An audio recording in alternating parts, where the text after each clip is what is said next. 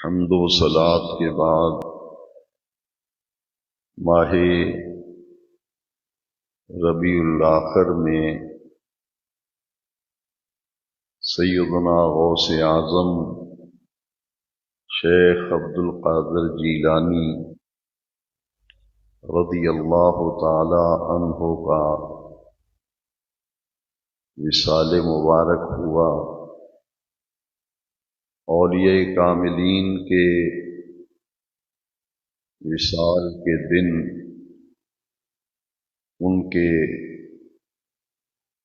عرس منائے جاتے ہیں اور اس کا مقصد ان کے ایصال ثواب کا اہتمام اور انعقاد کرنا،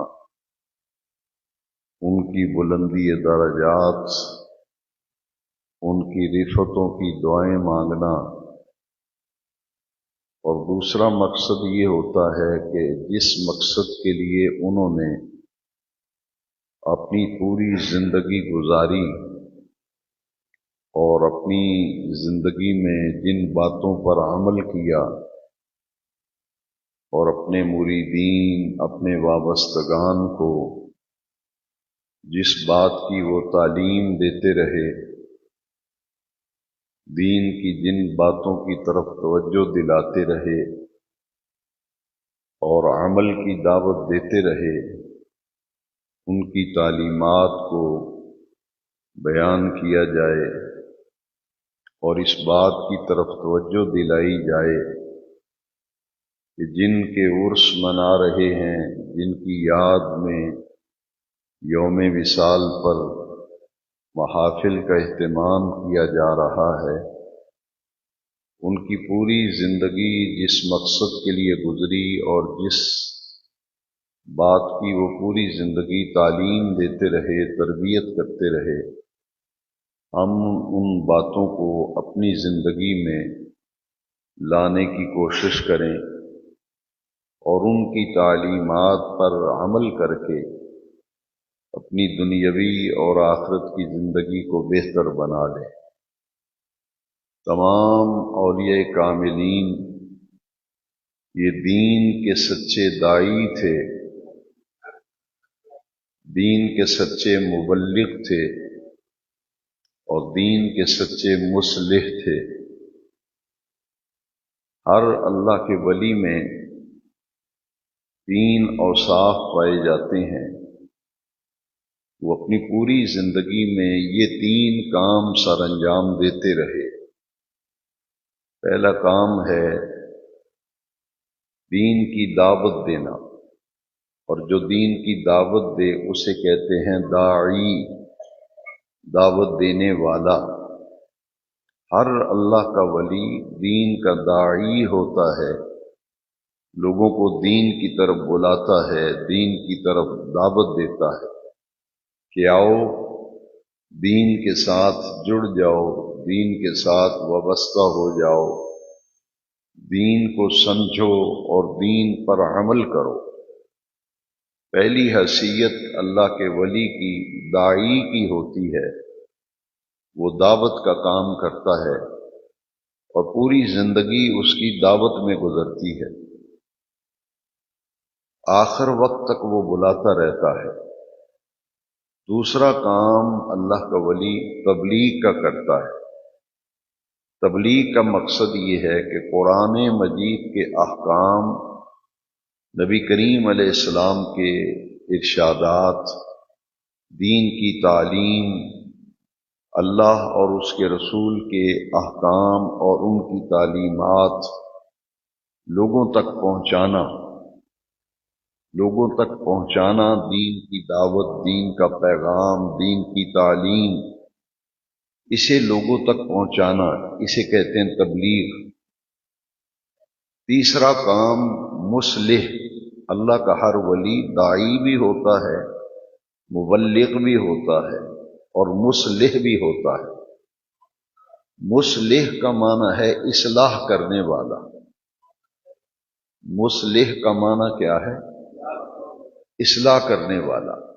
جو لوگ اس کی بات پر توجہ دیتے ہیں، اس کو سنتے ہیں، اس کی طرف رجوع کرتے ہیں تو اللہ کا ولی پھر اپنے ساتھ وابستہ ہونے والوں، اپنے چاہنے والوں، اپنے پاس بیٹھنے والوں اور بات سننے والوں کی اصلاح کرتا ہے۔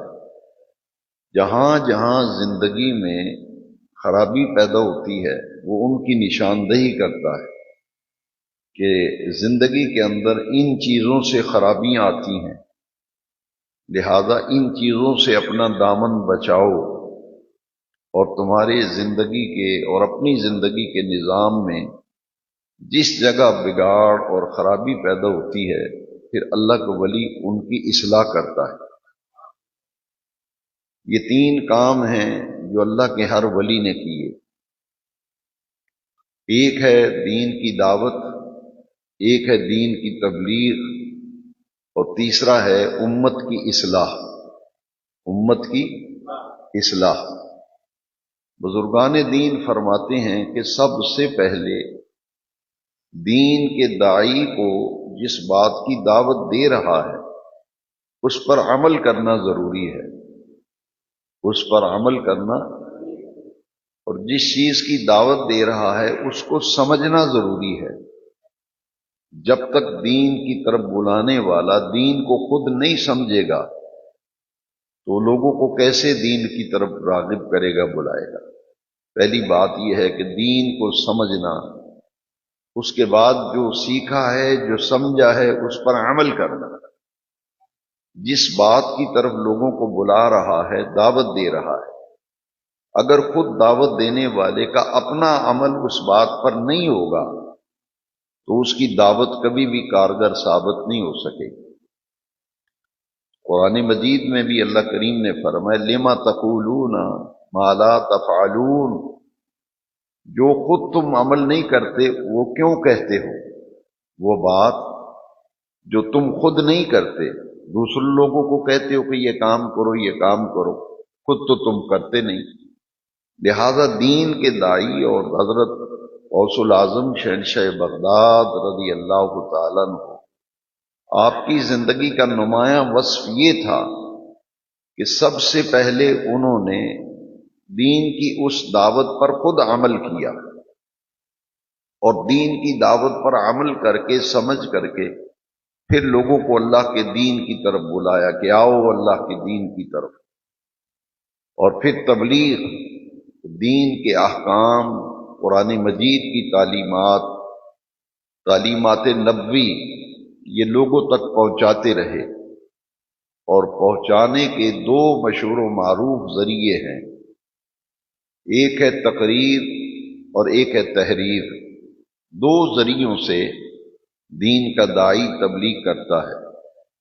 اسی لیے خطبات جمعہ کا ایک مقصد ہے کہ یہ ہفتہ وار مسلمانوں کا تبلیغی، دعوتی اور اصلاحی اجتماع ہے، اور یہ بات امت کی نظروں سے اوجھل ہے۔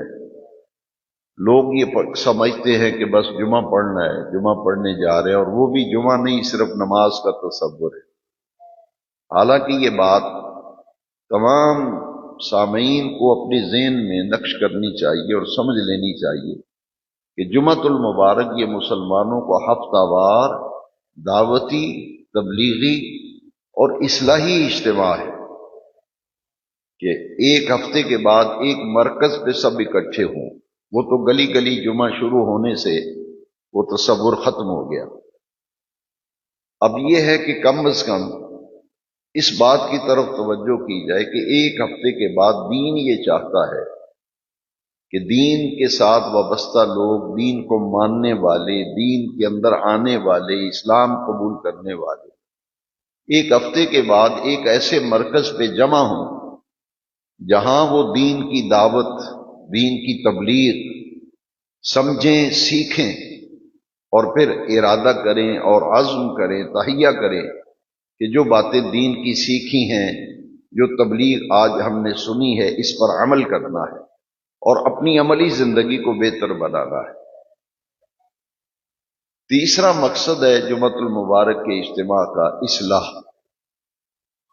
ایک اصلاح ہوتی ہے کہ واعظ و نصیحت، درس و تدریس، بیانات سن کر، درس قرآن، درس حدیث سن کر جہاں جہاں خرابی ہو اسے دور کیا جائے اور اصلاح کی جائے۔ اور ایک بڑا مقصد یہ ہوتا ہے کہ بعض چیزیں ایسی ہوتی ہیں جو دوسروں کی طرف دیکھنے سے آدمی سیکھتا ہے۔ کئی بزرگوں کا یہ طریقہ ہے کہ وہ کسی کو دیکھتے تھے کہ اس کا وضو کرنے کا طریقہ صحیح نہیں، یہ وضو صحیح طریقے سے نہیں کرتا۔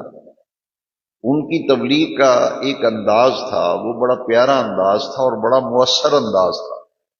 جب تک امت کے اندر یہ طریقہ تبلیغ رہا، لوگ عمل کرتے رہے۔ جب اس کے اندر تبدیلی آ گئی تو پھر معاملات گڑبڑ ہوتے چلے گئے۔ بزرگوں کا یہ طریقہ تھا کہ ایک نمازی کو دیکھا یا کسی مسلمان بھائی کو کہ وضو کر رہا ہے، انہوں نے دیکھا کہ یہ اس کا وضو کرنے کا طریقہ صحیح نہیں، تو وہ فرماتے تھے کہ میں وضو کرتا ہوں، تم میرے وضو کو دیکھو اور مجھے بتانا میں کہاں کہاں غلطی کرتا ہوں۔ میں وضو کرنے لگا ہوں، آپ ذرا دیکھو کہ میرے وضو کے اندر کہاں مجھ سے غلطی ہو رہی ہے، میری اصلاح کرو۔ اب وہ جب دیکھتا تھا تو وہ سمجھ جاتا تھا کہ مجھے سمجھانے کے لیے وضو کیا جا رہا ہے۔ وضو کے اندر جہاں اس سے غلطی ہوتی تھی وہ سمجھ جاتا تھا کہ یہ دراصل میری تعلیم کے لیے اور میری اصلاح کے لیے، میرے وضو کے اندر یہ کمی تھی، یہ کجی تھی، اسے میں دور کر لوں۔ اسی طرح بہت سے اولیاء اللہ یہ فرماتے تھے کہ بھائی میں سجدہ کرتا ہوں، میرے سجدے کو دیکھو کہ میں صحیح کرتا ہوں یا غلط کرتا ہوں۔ تو دیکھنے والا سمجھ جاتا تھا کہ اصل صحیح طریقہ تو سجدے کا یہ ہے، تو یہ تو میری اصلاح کے لیے ہے، مجھے تو سجدہ صحیح طریقے سے کرنا نہیں آتا۔ سجدہ تو 7-8 ہڈیوں پہ سجدہ ہے، ان 8 ہڈیوں کا سجدے میں زمین پر لگنا ضروری ہے، ایک پیشانی اور یہ ناک۔ جنہوں نے 7 ہڈیوں پہ سجدہ لکھا ہے وہ فرماتے ہیں کہ ناک اور پیشانی ایک ہڈی تصور کرتے ہیں، اور دونوں ہاتھوں کی پنجہ جو ہے، ادھر والا ہاتھ ادھر والا ہاتھ پوری طرح زمین پہ سجدے میں لگے۔ یہ دونوں ہاتھوں میں جو ہڈیاں ہیں انہیں سختی محسوس ہو، پھر دونوں گھٹنے سجدے میں انہیں زمین کی سختی محسوس ہو، اور پھر دونوں پاؤں جو ہیں ان کی انگلیاں جو ہیں ان کے پیٹ، انگلیوں کے پیٹ یہ پیچھے والا حصہ ہوتا ہے، پاؤں کی انگلیوں کا پیٹ یہ ہے کہ پوری طرح زمین پہ لگے اور سختی محسوس ہو۔ اصلاح کا یہ طریقہ تھا کہ میں رکوع کرتا ہوں، میرا رکوع دیکھو صحیح ہے یا نہیں صحیح ہے۔ تو یہ 3 چیزیں میں عرض کرنا چاہ رہا ہوں کہ 3 کام حضرت غوث العظم رضی اللہ عنہ، کرامات پر میں نے عرض کیا تھا کہ بیانات ہوتے ہیں، ہمارا ایمان ہے، لیکن اس بات کو سمجھنا ضروری ہے کہ جن کا عرس منا رہے ہیں، جن کا دن منا رہے ہیں، جن کا تذکرہ کر رہے ہیں، انہوں نے اصل کام زندگی میں کیا کیا تھا؟ اصل 3 کام کیے تھے غوث اعظم رضی اللہ عنہ کہ آج سن 561 ہجری میں آپ کا جو ہے وصال ہوا ہے حضرت غوث العظم رضی اللہ عنہ۔ تو آپ اندازہ فرمائیں کہ 1445 ہجری جا رہا ہے، اتنے سال گزر گئے کہ سیدنا غوث العظم رضی اللہ تعالی عنہ کا پوری دنیا اسلام میں دن منایا جاتا ہے۔ آخر ان کے اندر کیا خوبی ہے کہ اتنے 1000 سال سے زیادہ عرصہ گزر رہا ہے اولیاء اللہ کو، حضرت داتا گنج بخش علی بن عثمان الحجویری رضی اللہ، ان کی یادیں زندہ دلوں کے اندر۔ کیوں؟ اس لیے کہ وہ ایسا کام کر گئے امت کے نفع کے لیے، اپنے فائدے کے لیے نہیں۔ اپنا نفع فائدہ تو آخرت کا ہے ہی ہے، لیکن اصل مقصد یہ تھا کہ اللہ کی مخلوق کو نفع ملے، فائدہ ملے۔ اس کے لیے 3 کام تھے، ایک دین کی دعوت، دین کی تبلیغ اور اصلاح امت۔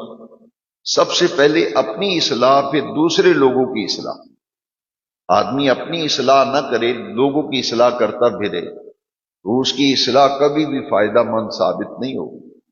سب سے پہلے دین تقاضا کرتا ہے کہ خود عمل کرو اور اس کے بعد پھر اس کو لوگوں کو کوشش کرو کہ جو سیکھا ہے سب کو سکھاتے چلو، دیے سے دیے کو جلاتے چلو کہ لوگ دین کے ساتھ وابستہ ہو جائیں۔ یہی مقصد تھا جمعۃ المبارک کے اجتماع کا۔ اسی مقصد کے لیے حضرت سیدنا غوث العظم شیخ عبد القادر جیلانی رضی اللہ عنہ نے اپنی پوری زندگی وقف کی تھی اور بسر کی تھی۔